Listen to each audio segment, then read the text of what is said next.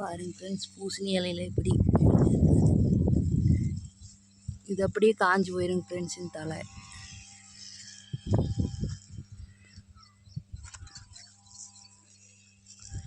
கோலம் போட்ட மாதிரியே போட்டுருக்குது வருங்க ஃப்ரெண்ட்ஸ்.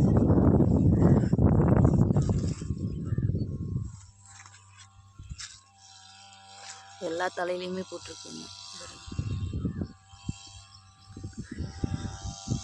அதான் மருந்து அடிச்சுட்டுக்கிறேங்க ஃப்ரெண்ட்ஸ்.